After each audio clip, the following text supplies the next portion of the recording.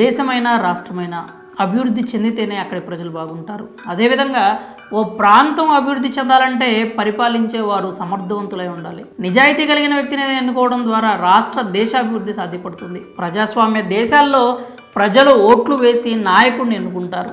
అయితే సమర్థవంతమైన వ్యక్తిని ఎన్నుకోవడం ఎంత ముఖ్యమో ఓటును ఎలా వేయాలో కూడా తెలుసుకోవడం అంతకంటే ముఖ్యం. మరికొద్ది రోజుల్లో సార్వత్రిక ఎన్నికలు జరగనున్న నేపథ్యంలో అసలు ఓటు ఎలా వేయాలి, ఆ ప్రక్రియ ఎలా కొనసాగుతుంది అనే వివరాలు ఇప్పుడు తెలుసుకుందాం. మరికొద్ది రోజుల్లో ఏపీ అసెంబ్లీ ఎన్నికలతో పాటు దేశవ్యాప్తంగా లోక్సభ ఎన్నికలు జరగనున్నాయి.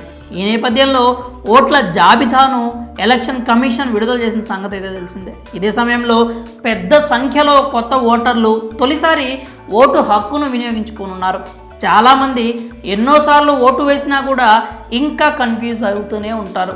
ఈ నేపథ్యంలో ఓటు ఎలా వేయాలి, పోలింగ్ బూత్లోకి ఓటర్ ఎంట్రీ అయ్యాక లోపల జరిగే పోలింగ్ ప్రాసెస్ గురించి తెలుసుకోవడం ఎంతో ప్రధానం. ప్రతి గ్రామానికి తమ సమీపంలోనే పోలింగ్ బూత్ను ఏర్పాటు చేస్తారు. ఆ పోలింగ్ సెంటర్ పరిధిలో ఉన్న ఓటర్లు అక్కడే ఓటును వినియోగించుకోవాల్సి ఉంటుంది. అయితే అంతకంటే ముందు ఓటర్ తన ఓటు ఏ పోలింగ్ బూత్ పరిధిలో ఉందో నిర్ధారించుకోవాలి. దీనికోసం అధికారులు ఇచ్చే ఓటర్ స్లిప్ను పరిశీలించాల్సి ఉంటుంది.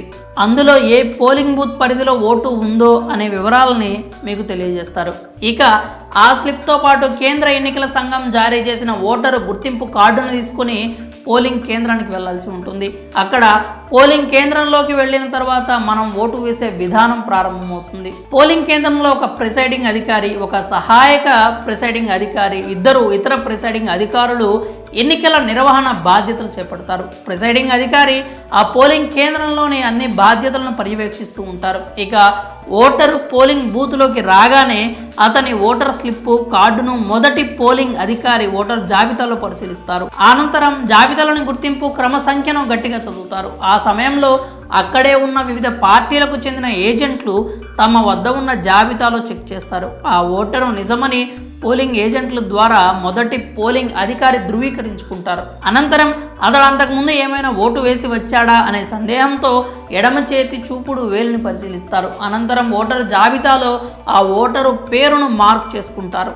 ఇదే సమయంలో పురుషులు, స్త్రీలకు, ట్రాన్స్జెండర్లు ఎంతమంది ఓటు వినియోగించుకునేందుకు జాబితాలో ప్రత్యేకంగా మార్క్ చేస్తూ ఉంటారు.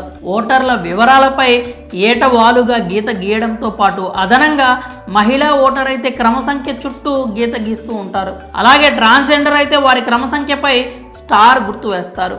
మొదటి అధికారి వద్ద తనిఖీ పూర్తి అయిన తరువాత రెండో పోలింగ్ అధికారి వద్దకు ఓటర్ వెళ్తారు. అక్కడ ఓటరుకు ఎడమ చేతి చూపుడు వేలుపై చెరగని సిరా ముద్ర వేస్తారు. అనంతరం 17A రిజిస్టర్లో ఓటర్ వివరాలు నమోదు చేయడం చేస్తారు. 17A పుస్తకంలో మొత్తం 4 కాలమ్స్ ఉంటాయి. వాటిలో ఓటర్ వివరాలు మొత్తం నమోదు చేసుకుంటారు. 3వ కాలంలో ఓటర్ తీసుకొచ్చిన గుర్తింపు కార్డు వివరాలతో పాటు అందులో ఉన్న చివరి 4 అంకెలను అధికారి నమోదు చేసుకుంటారు. ఇక 4వ కాలంలో ఓటర్ సంతకంతో పాటు వేలిముద్ర తీసుకుంటారు. ఈ ప్రాసెస్ అంతా పూర్తయిన తరువాత ఓటర్ జాబితాలోని క్రమ సంఖ్య రాసి అధికారి సంతకం చేసి ఆ కాగితాన్ని చించి ఓటర్కు అందిస్తారు.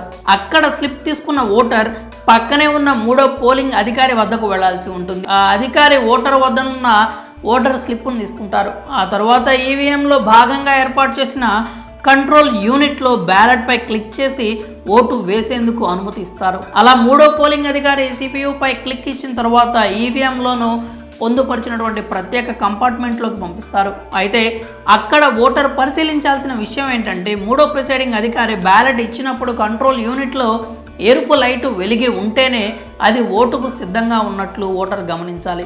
ఇక అందులోకి వెళ్ళిన ఓటర్ తనకు నచ్చిన పార్టీ గుర్తుపై ఓటు వేశాక బీప్ అని శబ్దం రావడంతో ఎరుపు లైట్ ఆగిపోతుంది.